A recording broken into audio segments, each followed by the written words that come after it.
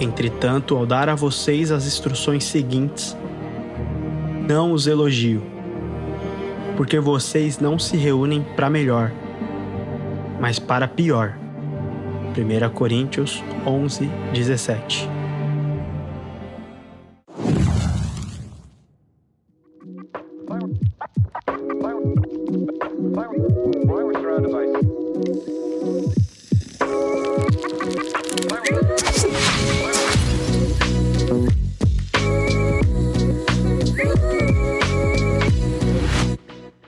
Fala Flecha, sejam bem-vindos ao episódio 2 da terceira temporada do Flecha Podcast. E para continuar nessa fase falando sobre deformação de cultura, vamos conversar sobre formação e deformação de uma cultura no contexto de igreja. E como eu posso explicar o termo cultura no contexto de igreja? Para isso eu vou usar o livro Uma Igreja Chamada Tove, do Scott McKnight e Laura Berger, que fala do tema assim com maestria, né? Mas antes da gente se aprofundar, eu queria convidar você a seguir a gente no Instagram, se você não segue ainda, né? @FlechaPodcast. Fora isso, você pode entrar lá no nosso link da bio e você vai encontrar o nosso grupo do WhatsApp, Aljava. E lá você vai poder conversar comigo, com todos os participantes sobre o assunto de vida de igreja, teologia, e a gente pode fazer um debate bem produtivo lá, tá bom? Fora isso, também queria chamar você, se você está escutando pelo Spotify, a avaliar nosso podcast, que ajuda bastante. Se você estiver escutando pelo YouTube, a se inscrever e a curtir também, deixar o seu like lá, tá bom? Então vamos lá para o nosso episódio.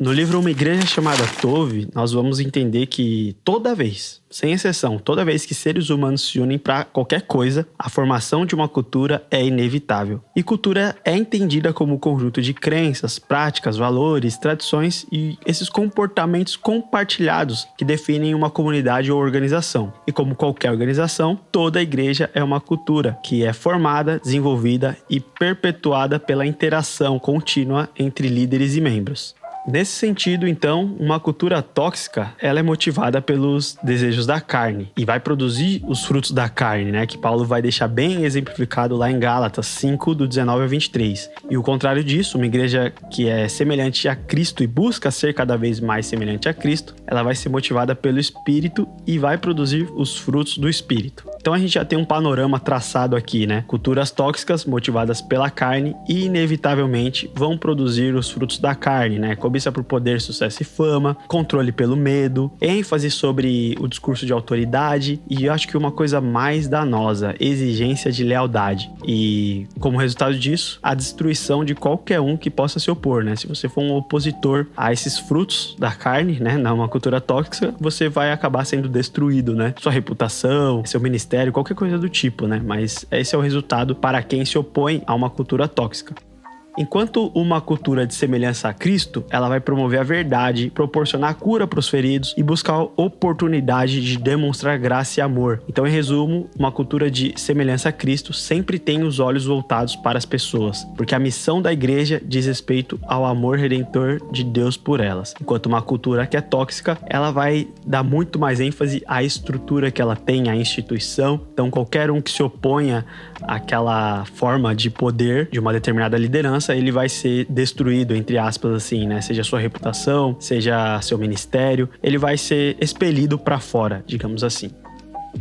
E o Scott e a Laura, eles vão continuar argumentando que a cultura de uma igreja não é algo que simplesmente acontece. Embora ela vai existir, ela vai ser formada pelas diretrizes da liderança. Seja ela consciente ou não a isso, ela vai existir pelas diretrizes da liderança e vai ser mantida pelas ações dos membros da comunidade. Ou seja, nesse sentido, todos são cúmplices da cultura formada, porque por mais que ela é formada pela diretriz da liderança, ela é confirmada e mantida pelas ações dos membros da comunidade. Então, a formação de uma cultura é um trabalho em conjunto de liderança e membresia, digamos assim. Então, nesse sentido, todos são cúmplices, se ela for boa ou má. Então, ao escolher uma igreja, necessariamente você está escolhendo uma cultura, que ao mesmo tempo que você vai ajudar a formar, você também vai ser influenciado e formado por essa cultura. Então, se essa for uma cultura de semelhança a Cristo, você vai ser influenciado a ser como Cristo. Mas, infelizmente, o contrário também é real. Uma cultura tóxica, ela vai inevitavelmente te levar a ser uma pessoa tóxica à medida que você se entranhar nessa comunidade, né? Então, a realidade é igual para os dois lados. Se for uma cultura cultura boa, você vai ser bom conforme essa cultura. Mas se for uma cultura má, motivada pelos desejos da carne, você vai se tornar uma pessoa má também, inevitavelmente. E o livro vai falar sobre um comentário do David Brooks, que é colunista do The New York Times, sobre cultura organizacional. E esse comentário dele é excelente, que vai dizer o seguinte: nunca subestime o poder que o ambiente em que você trabalha tem de transformar gradativamente sua identidade. Quando você escolhe trabalhar em determinada empresa, torne-se o tipo de pessoa que trabalha nessa empresa. Ou seja, nós somos produtos da cultura que formamos, vivemos e validamos. Então a ideia central dessa obra é mostrar que as igrejas devem se esforçar conscientemente para cultivar uma cultura Tov, que significa bondade em hebraico, né? É bom lembrar disso. Tov significa bondade em hebraico. E da mesma forma que nós nos esforçamos de forma consciente para promover uma cultura Tov, de bondade, nós devemos nos opor ativamente a práticas que formam uma cultura tóxica. E nos opor a essas práticas tóxicas é nos opor à injustiça, ao abuso de poder. Isso vai envolver, entre outras coisas, por exemplo, promover uma liderança que seja servidora, que priorize o bem-estar dos membros ao invés de ostentar poder e controle sobre eles, sabe? Também a promoção de práticas que encorajam a transparência, tanto de decisões ministeriais como financeiras, a responsabilidade, a inclusão, a criação, principalmente, eu acho que esse é o principal, a criação de espaço onde as pessoas possam crescer espiritualmente em um ambiente de apoio e cuidado mútuo. Isso é promover uma cultura de bondade, ao mesmo tempo que você se opõe a uma cultura de igreja tóxica.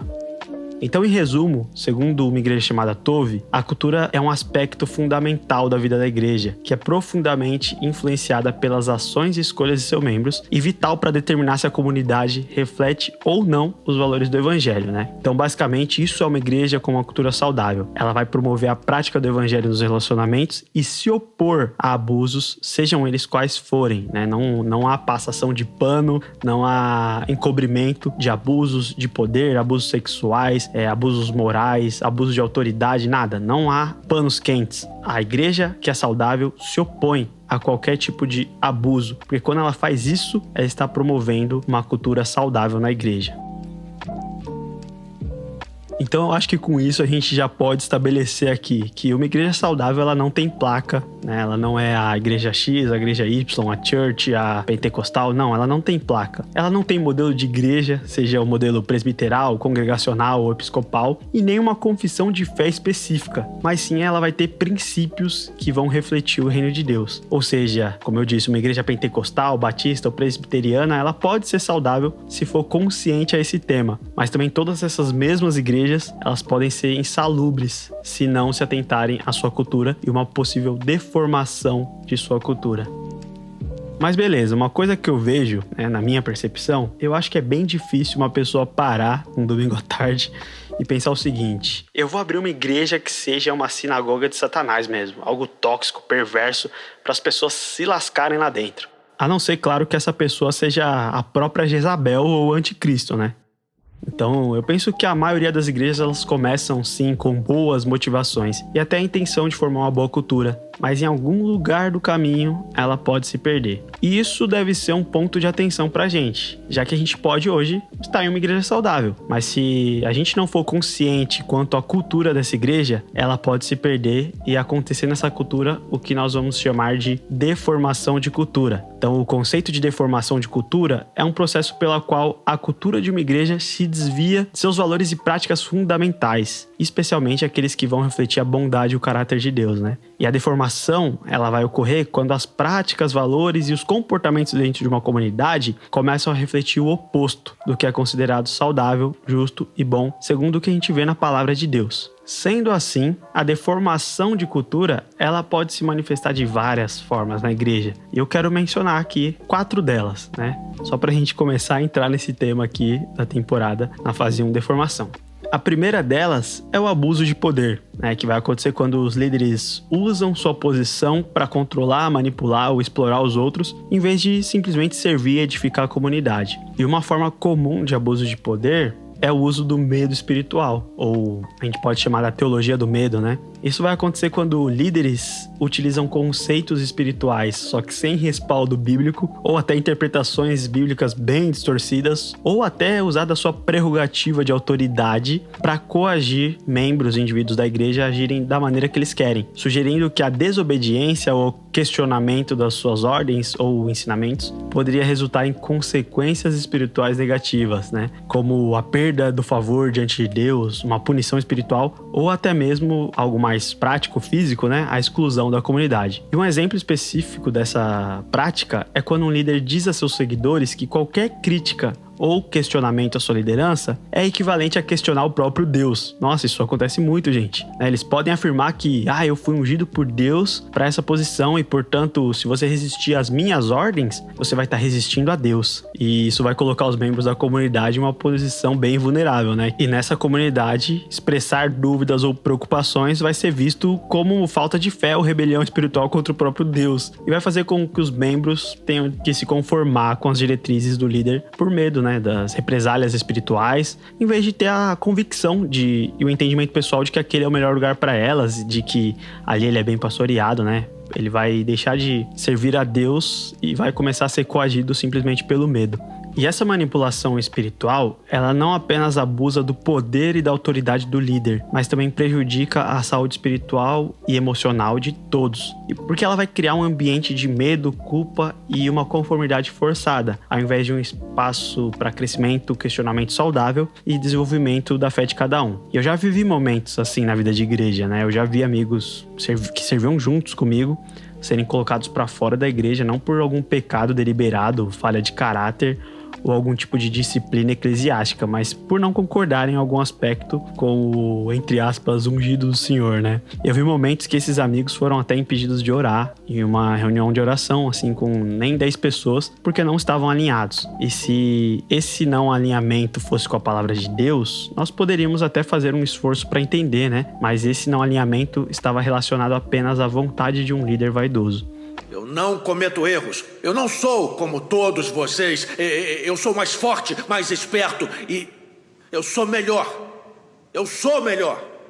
E sim, meus amigos, a Bíblia ela vai falar sim de disciplina eclesiástica e até de exclusão de membros que pecam deliberadamente, mas esse não era o caso. E ainda se fosse, nesses casos a Bíblia nos instrui a levar a causa para a congregação e não excluir membros no apagar das luzes dos bastidores da igreja, sabe? E uma segunda forma que a deformação de uma cultura se manifesta é através do medo e silenciamento. E eu particularmente eu vejo isso como uma consequência do nosso primeiro tópico, né? Uma consequência do abuso de poder. Porque após uma liderança vaidosa e doente escorraçar pessoas da igreja e usá-las como exemplo do que acontece com quem discorda, ninguém mais vai ter coragem de falar nada ou se posicionar de alguma forma contra. E é aí que entra os discursos de lealdade e deslealdade, de que você não deve questionar, sempre tem que concordar, e ai de você se tiver alguma crítica, ainda que você leve pessoalmente essa crítica ao seu líder.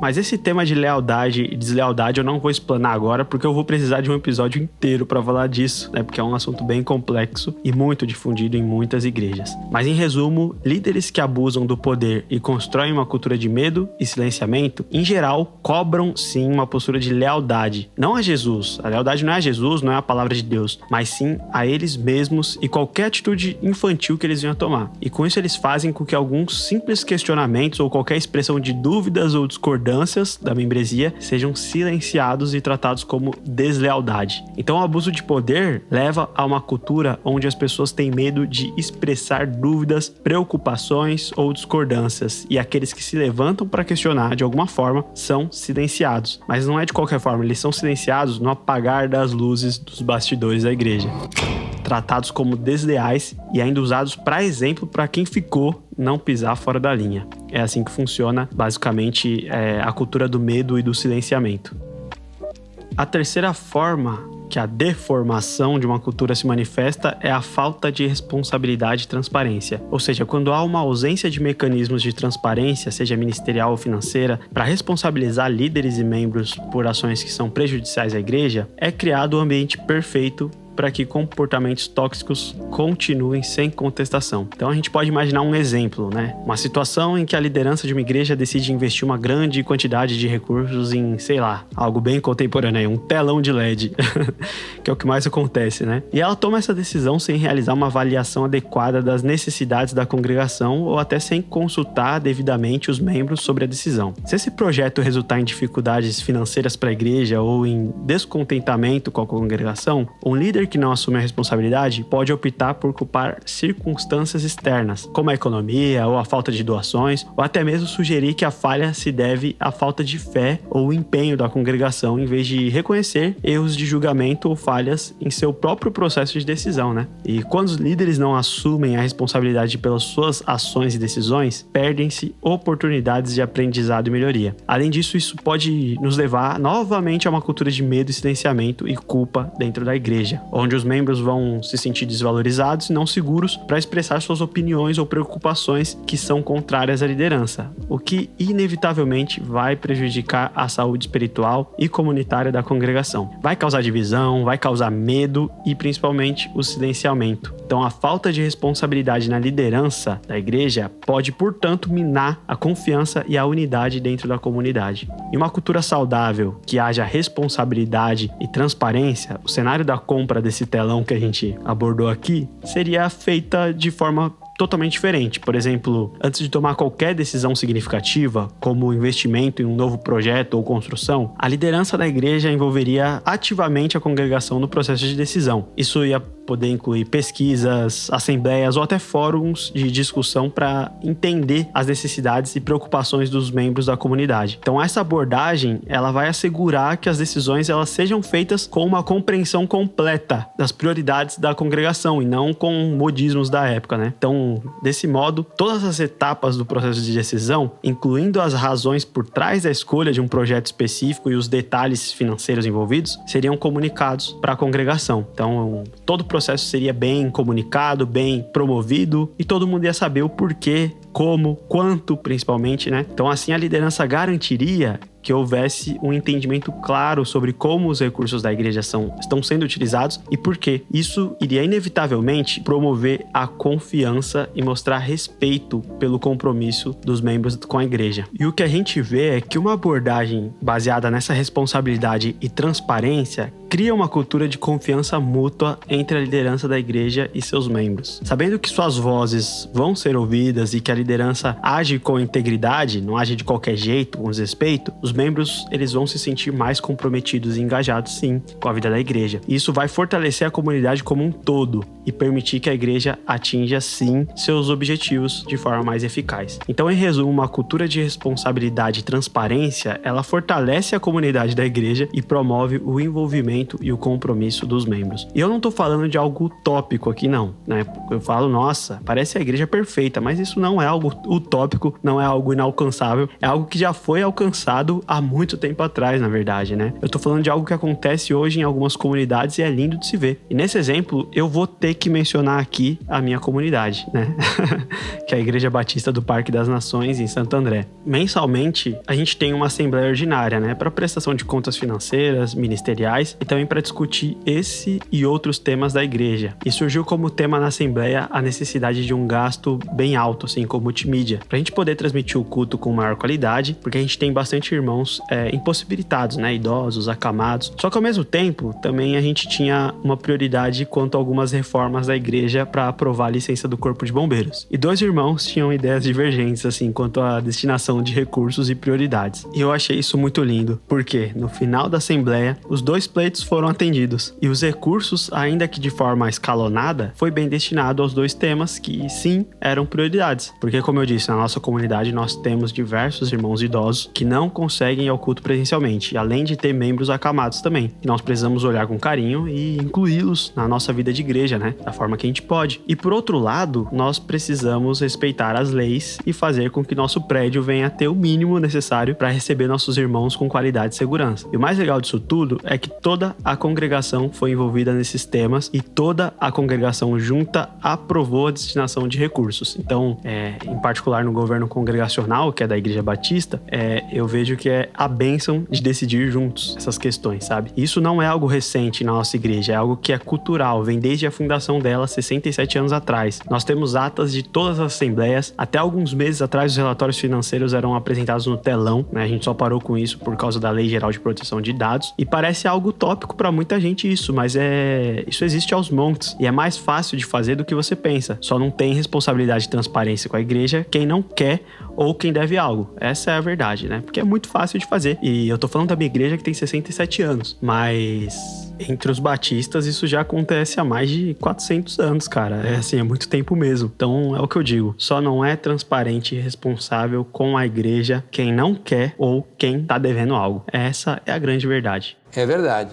Mas a quarta e última forma de deformação da cultura é o foco no sucesso institucional em detrimento da missão. Nome longo, né? Mas explicando o que é isso. É quando a igreja prioriza seu crescimento numérico, financeiro ou até de influência acima da vivência e propagação dos valores do evangelho. Focar no sucesso institucional em detrimento da missão é um fenômeno que pode ser observado em diversas igrejas. E quando isso acontece, a ênfase na expansão, no reconhecimento de uma liderança ou até na sustentabilidade financeira da igreja pode ofuscar os princípios que uma igreja deveria ter como propósito fundamental, que é a missão de Deus, a Missio Dei. E eu vou ilustrar com um exemplo de uma igreja hipotética, baseando-me, claro, em tudo que eu observo, vivo e também eu estudo nesse contexto de igreja. Vamos lá. A igreja Palavra da Redenção foi fundada com a missão central de servir a comunidade local, oferecendo apoio espiritual, emocional e material aos seus membros e às pessoas da região ali do bairro. No entanto, ao longo dos anos, à medida que a igreja crescia, a liderança começou a focar mais intensamente no sucesso institucional, medido assim por métricas como o aumento de número de membros, a expansão do campus da igreja e o crescimento do orçamento anual. E você pode até falar, mas Lucas, isso não é bom? Não tá legal dessa forma? A igreja cresceu, a liderança focou no sucesso institucional, adotou métricas, né, para definir esse sucesso, como o aumento de números, a expansão do campus, enfim. Mas isso tudo é um resultado do desvio do propósito original dessa igreja. Por quê? Na questão da expansão do campus, a gente está tratando hipotético aqui, tá, pessoal? Vamos lá. A igreja investiu uma quantidade significativa de recursos na construção de uma estrutura com tecnologia de ponta para transmissão ao vivo, um grande auditório para serviços e eventos, instalações esportivas para atrair mais membros, especialmente de comunidades mais afluentes, e focar na experiência de um culto envolvente emocionalmente. Quanto ao foco em números, a liderança começou a avaliar o sucesso dos pastores e ministérios com base no número de frequentadores e no montante de doações recebidas, pressionando a focar mais em atividades geradoras de receita e contingente, e menos em programas que fomentem a comunhão verdadeira e o discipulado cristão, né? A gente já vê um erro claro. E tudo isso, todo esse desvio para um foco no sucesso institucional, refletiu muito no marketing e na imagem dessa congregação, visto que uma parcela bem significativa do orçamento foi direcionada para a campanha de marketing e branding, visando posicionar a Igreja Palavra da Redenção como um líder espiritual inovador e atraente para um público mais jovem, né, e descolado. Isso parecia ser natural, como um reposicionamento de marca e público, se essa comunidade não fosse uma igreja, né? E infelizmente essas abordagens trouxeram consequências sérias que vão se mostrar também em alguns pontos. Por exemplo, a alienação da comunidade local, ou seja, membros da comunidade que inicialmente se sentiam acolhidos e apoiados, começaram a se sentir alienados, percebendo assim que as iniciativas que promoviam comunhão, crescimento na fé e discipulado, foram negligenciadas em favor de iniciativas mais lucrativas, né? Como grandes cultos, eventos e conferências. Outra consequência foi a perda do sentido de comunidade. A ênfase na imagem e no crescimento numérico fez com que muitos membros da igreja sentissem que a instituição havia perdido seu sentido de comunidade e propósito original no evangelho, transformando-se mais em um centro de entretenimento onde vou no domingo ter um afago momentâneo, emocional, do que um espaço de fé e suporte mútuo, né, para a comunidade. E outra consequência foi a crítica, tanto interna quanto externa. Ainda que por baixo dos panos e abafada nos corredores da igreja por causa da cultura do medo e silenciamento, né? Que já foi algo para blindar. Mas, eventualmente, essa mudança de foco resultou em críticas tanto de membros internos quanto de observadores externos, questionando se a igreja, a palavra da redenção, havia se desviado demais da sua missão fundamental de servir a comunidade local através do evangelho. E esse exemplo hipotético que eu dei aqui agora, talvez um pouco denso, mas ele ilustra como o foco excessivo no sucesso institucional, em detrimento dos valores e objetivos originais da missão, pode levar a resultados negativos, incluindo a perda de confiança e apoio daqueles que a organização visa servir, né? Então é crucial para qualquer igreja, como cultura e organização que a gente falou aqui, manter sua missão baseada no evangelho, que deve ser o centro de todas as decisões e estratégias que nós tomamos como igreja. E esses são apenas alguns pontos que eu queria trazer aqui para vocês, né? Alguns foram retirados diretamente do livro Uma Igreja Chamada Tove e outros baseados nesse livro e na cultura de igreja que nós vemos atualmente, principalmente no Brasil e nos Estados Unidos, né? E nos desdobramentos que essa cultura nos dá. Por isso eu recomendo para você que quer aprender mais sobre esse tema a leitura indispensável desse livro, cara, que é uma obra linda sobre cultura e formação de uma boa cultura de igreja.